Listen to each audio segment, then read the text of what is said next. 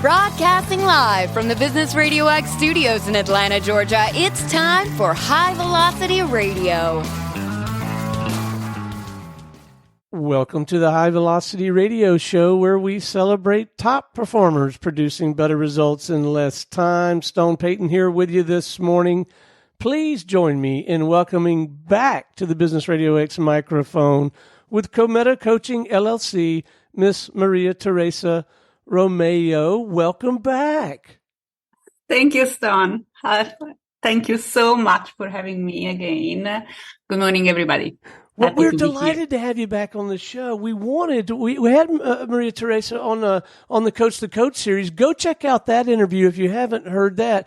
But we wanted to get her back and kind of dive into some of the questions and considerations associated with engaging a professional coach. And of course, she is extremely well credentialed. She's ICF certified and a bunch of other stuff that I'm sure she can share with us. Maybe a good place to start this particular conversation would be just kind of a general overview of what coaching really is and maybe how it compares to therapy and counseling and consulting and all of that. And then we can kind of dive into how do we engage the right coach for us. But how would you describe the difference in what coaching really is? Mm-hmm. Yeah, I mean, this is the most common question, actually, and it's something that I usually clarify at the very beginning of any coaching relationship with clients, because it's absolutely important to set the stage and understand how we can work together. So the word coaching comes from coach, and the word itself, you see, even in English, we use it to describe means of transportation, right? We talk about the coach of the train, the coaches with horses. So the reason why we use this word is because coaching means somebody who can help you go from one place that you don't like it, or that is no more in line with your needs, with your values. So a situation you don't want for yourself anymore, to a future state, so another place that is more in line with what you want. So the coaching relationship is actually someone who drives you from one place to another place. And when I have to explain the differences between coaching and therapy, for example, because sometimes people get confused and it happened that they ask me, I don't know if for this kind of problem I should go and hire a coach, or I should go to therapy. So the first thing to clarify is that in coaching, we have clients, we don't have passion, right? So we do not substitute, we do not replace, any mental health care. And most importantly, we base our work on the assumption that our client can be responsible for their choices. They can make decisions autonomously. So they can also project themselves in the future state. And they don't have any kind of mental issue. So we don't try to solve trauma or addiction or mental disorder in general. And most importantly, the coaching process is usually focused on the present and the future. As I said before, I can help you move from a situation now that you don't like to a future state. So it's a very objective, goal-oriented process. In therapy, you usually spend a lot of time also to dig in the past to understand the root causes. Yes, we can do some kind of exercise in coaching, but that's not the main focus. Therapies are more focused on solving, the root causes, so understand the past, for example, your family history, your relationship in the early stage of your life, and try to fix them, to process them, to solve the present problems. So it's a different kind of way of working. But as I say, the most important thing to understand is that, coaching, we deal with clients. We don't have patients, so we do not prescribe. We can suggest exercise of things to do. But again, the client is fully responsible. One of my coaching mentor give me these examples year ago and say, it's like a taxi. You get in a taxi and say, okay, please, I want to go there. So you tell me where you want to go. I help you get there. How do I know if and when I need a coach? Like, how do I know if I need one, and how do I know, okay, yeah, I probably do from time to time, but when? Yeah, that's it's a very nice question. I usually, there is an approach, actually. There is a easy technique that I found very helpful in several situations. So, I will say the starting point is that you want something, you want to achieve something, whether it is in professional or personal life. So if you take a moment and think about what you want to achieve, the first question is to ask yourself, is that clear to me? I really know exactly what I want, when I want to achieve it. And if so, how? Do you think you have a strategy, or you are capable of defining your plan to get there? Do you think you have the resources? Do you think you can work on it? The other question is, do you feel you deserve? So what are some of the feelings around this specific goal, specific situation? Do you feel you really are passionate, or you feel some resistance, some self-doubt, other stuff that you might need clarify from an emotional standpoint? So if you try to really give an answer to those easy questions, and if the question is yes, so you have a clear idea what you want, when, how, you don't have any particular, you don't see any particular obstacle for, from an emotional standpoint, you feel motivated to get there, most importantly. So you know that you can do it and you can commit yourself to achieve this goal. Well, you don't need a coach. You have already everything clear. You have the resources and you can manage it by yourself. But if you think the same situation and you start saying, for example, oh, you know what? I don't know how much I really want this. Or maybe it's not clear how. So I know what I want, but I don't know how. Or yes, I want it, but I have some self-sabotage issues, for example. Or deep inside, I start working on it, but then I give up, or I get back to the previous habit, whatever it is. So if you see any issue, that's the good way to say, okay, I need a coach, because a coach is someone who can help you achieving your goal. So it can help you clarify who you are, what you want, how does your life, your career, or in a specific situation, can help you remove your emotional roadblocks, can help you work on the sabotage, can help you project yourself in the future and come up with a plan, in retrospective, how you can get there, can help you understand what are resources that you have right now, or what are the skills that you might need, and can help you develop the skill, especially if we are talking about, relationship or communication skills. So to me, this is the universe, the landscape where a coach usually operates.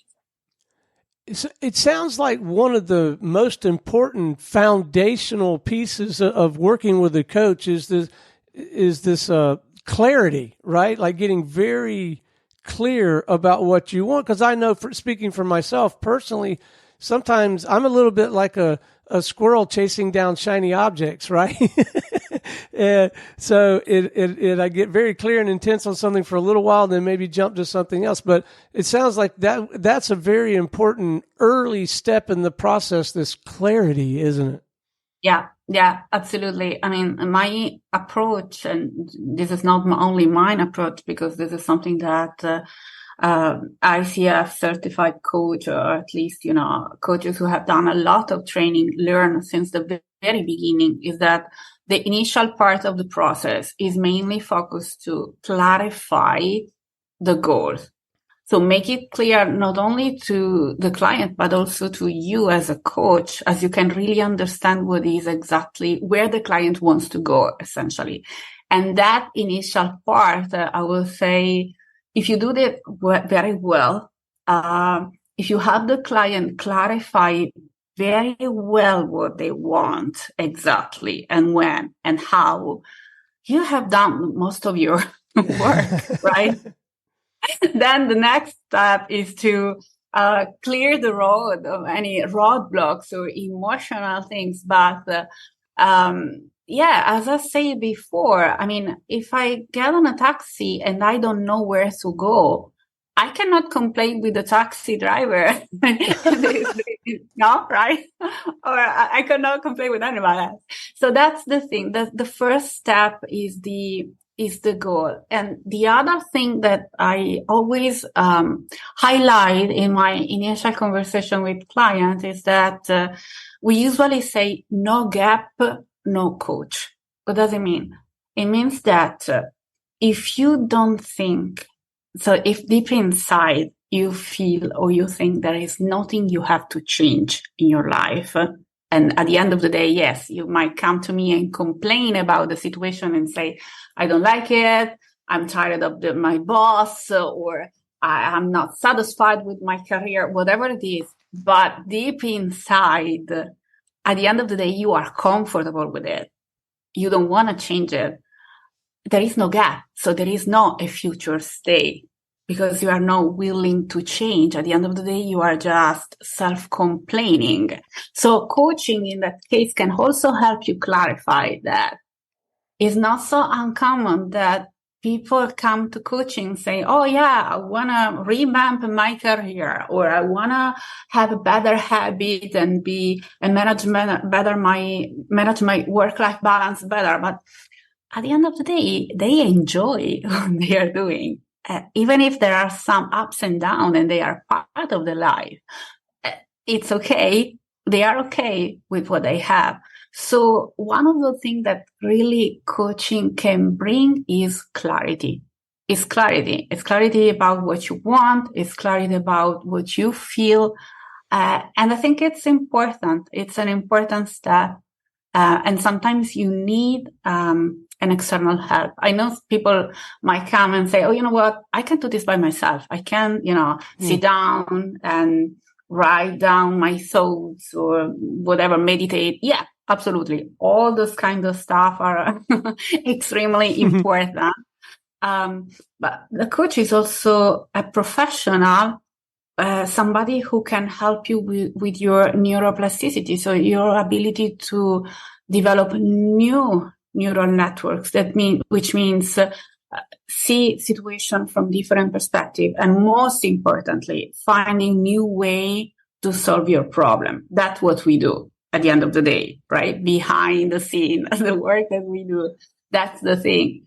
So that clarity can come from a real coaching process where you sit down with somebody, you talk to them, and most importantly, you engage yourself in that relationship, because it's not only having someone to talk to at the end of the day. It's a process. What a great way to frame all of this. One of the phrases that you mentioned was clear the road. Could you share like an example of what clearing the road might look like for someone? Yeah. So I'm an emotional intelligence coach also. I'm certified in emotional intelligence. So most of the time, that's a good example now that I'm thinking about it. When you know that you have to do something, like, for example, my doctor told me that I have to lose weight, or even if I don't have a doctor's prescription, I would like to look thin. I would like to have a healthy life, whatever it is. And so you know exactly what to do. You know that you have to sleep more. You know that you have to drink more. You know that you have to exercise at least 1 hour a day. Maybe you can go to a doctor and get a better diet and say, okay, I have to eat more healthy food. So you know what you want, and to say, okay, I don't need a coach, right? But the moment you start doing it at the very beginning, and everything is fine, you feel energizer. And then maybe after 1 or 2 weeks, you see, for example, I know that I should have my exercise now, but I'm going to stay on the couch and watch TV instead. Yes, I really promised myself that I would never drink a lot, but you know what? Let me grab some drink again. So whatever it is. So you get back to the previous habits, or you are not consistent. Most of the time, and I don't want to generalize things, but what happens is, at least what I experienced in my career as a coach, is that there are some emotional roadblocks. So from a cognitive standpoint, from a rational standpoint, you are on it. You know what you want. You know how to get there. You're fine. But from an emotional standpoint, there is some of resistance. So, for example, you don't feel joy. You feel a kind of sense of frustration. You are having a moment in your life, but everything is you must. But what is that you really want? So clearing the road for me is also working on those kind of underlying aspects that are not in the surface, like the iceberg. You see the top of it, but you know that below the water, under the water, there is a lot.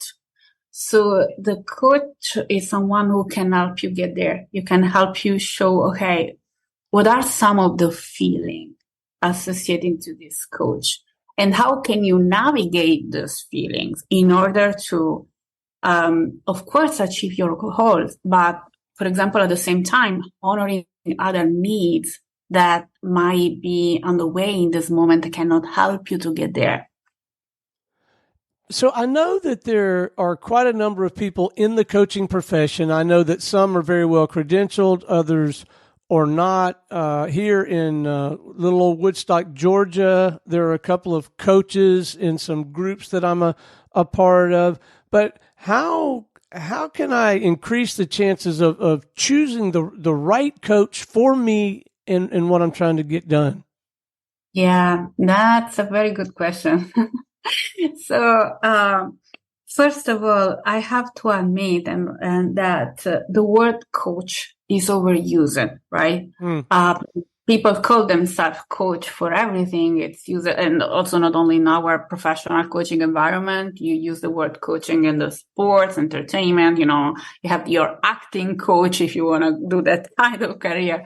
Mm-hmm. To me, what I usually recommend the client is to, first of all, verify their credential in terms of not only if they are certified, but also the study, their education, their certification. Because as I say before, effective coaching is not something that you improvise. It's not just because you are good at talk to people or you are good at listening to people, you can be a coach.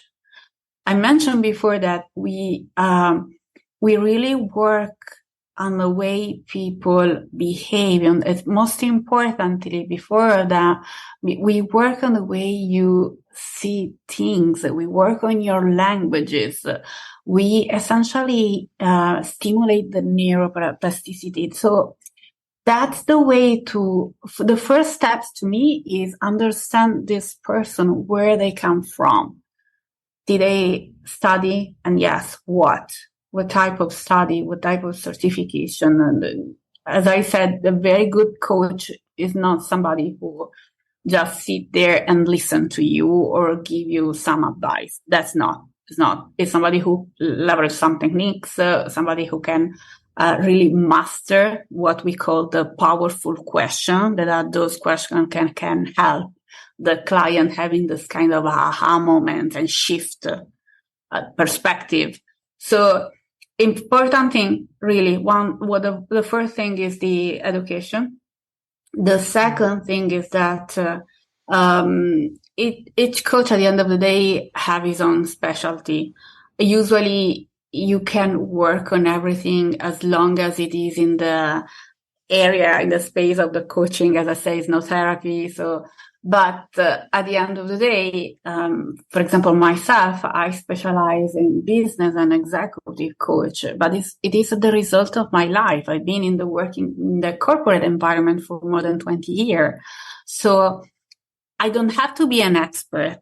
That's the thing, to become a coach. So one of the most common mistakes is that people say, oh, have you done this in the past? Have you had this kind of situation in the past? No, I don't have to. I'm not a consultant, so I don't have to be a subject matter expert in your specific problem. But what I found, at least for myself, that really helps is the fact that since I've been in the corporate environment for 20 years, I really can speak my clients' languages. I easily get what they are going through. I really understand the dynamics, and then even the wording they use, the way they frame things. So that can also help. Sometimes, you might want to look for a coach who specializes in that specific topics or in the area. If it is more a life coach, is more a career coach or executive. And the other most important thing is that the credentialing, and most importantly the ICF, because I personally think that you need to have a code of ethics, and you need to work according to standards that are acknowledged and recognized internationally. I know that most of the coaches do not agree with me. In fact, there are a lot of coaches out there that are, they call themselves coach, but they do not adhere to any kind of professional association. But my own perspective is that you need that, because the client needs to know what to expect from you, needs to know that you have a code of ethics, that also there is a kind of control over your practice, in order to avoid fraud or any kind of risk. And I think it's important. So as a client, I will look at those kind of stuff. And the other thing, and to be honest with you, I share these in full transparency. Do a couple of sessions. If since the very beginning, you really feel listened, you feel that this is the things for you. You feel that you get out from that conversation and you feel comfortable. You feel empowered, or even if you had some difficulties, you had the feeling that this person can help you. That's the thing. I think this is also important. In fact, my personal approach with clients is that I don't sell packages right away. I always give them one session to try. Yeah, you pay me only for one session. After that session, you can decide if you want to move forward and continue or not.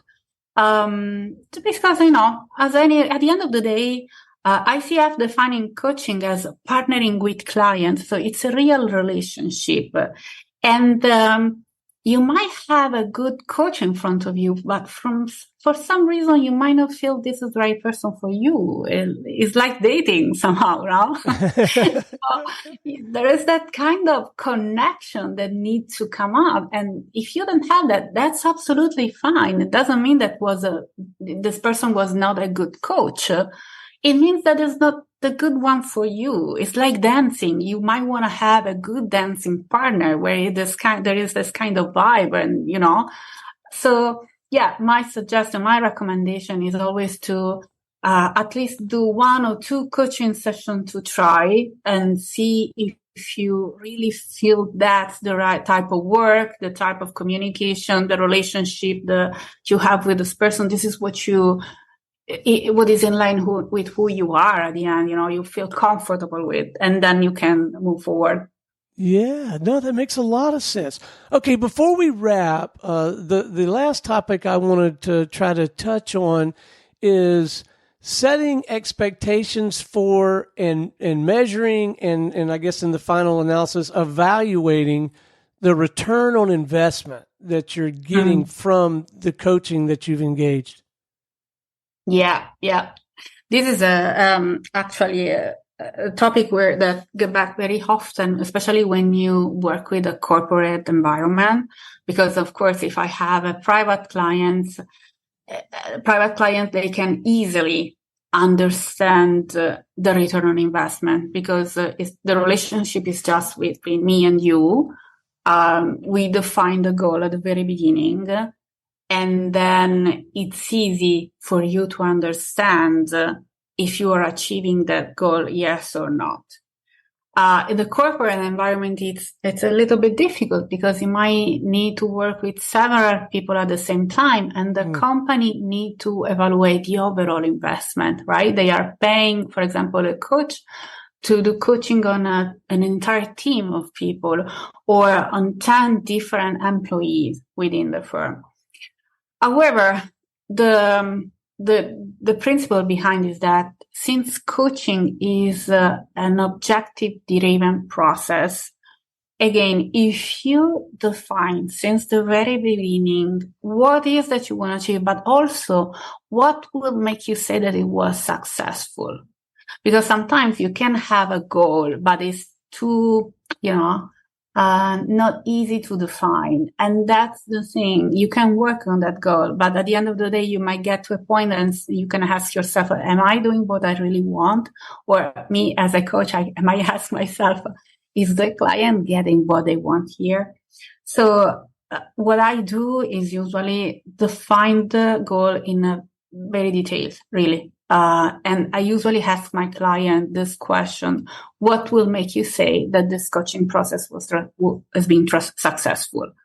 And then during the process, at the beginning of each session, I usually check in on that goal because it's something that it might change for some reason, or the client might change idea, but we need to be on the same page on what you want to achieve. So it's not just going there and talk to a coach and tell them what happened to you this morning. It's not that. Each coaching session need to have a structure that is focused on achieving that goal and make it measurable, giving the client the perception if they are achieving that goal, yes or not, in every single session. So that's the other thing, because that's one of the reasons why that you do not improvise coaching, because it's something that is very, you need to have a technique. You need to have a methodology behind. In this way, you always have the feeling and the perception that you are achieving your goal, which means you are getting a return on your investment. You are spending your money well, at least for what you expected. This has been fantastic, pure gold. I'm so glad that we set up the time to have this conversation and dive into this topic specifically. What is the best way for our listeners to reach out and have a conversation with you or someone on your team? Oh, yeah, absolutely. It's via my website. That is www.cometacoaching.com. Actually, in the website, you can book a discovery call with me that is absolutely free. It's just, an open conversation to understand if I can help you, if I'm the right coach for you, etc. And also you can eventually book a coaching session, what I call the single laser focus session. Sometimes people do not need a process. They might have a specific situation, a very hard conversation or a speaking engagement, something they need to solve right away. So they need a coach to prepare for that kind of engagement, for that kind of event. So I give the opportunity to people to reserve a slot for me, maybe can be 60 or 90 minutes, to have a laser focus session on a specific topic. And that's it. There is no additional commitment. You can do this via my website. And also you will also find the website, all my contact information in case you want to send an email, set up a different appointment, whatever you need. Okay. And that website address one more time? www.cometacoaching.com. Well, Mariateresa, this has been marvelous. Thank you so much for investing the time with us. Keep up the good work. The work you're doing is so important, and we sincerely appreciate you. No, I really thank you for having me. It's always a pleasure having a conversation with you, Stone. Thank you so much. Absolutely my pleasure. All right, until next time, this is Stone Payton for our guest today, Mariateresa Romeo with Cometa Coaching LLC, and everyone here at the Business RadioX family saying we'll see you in the fast lane.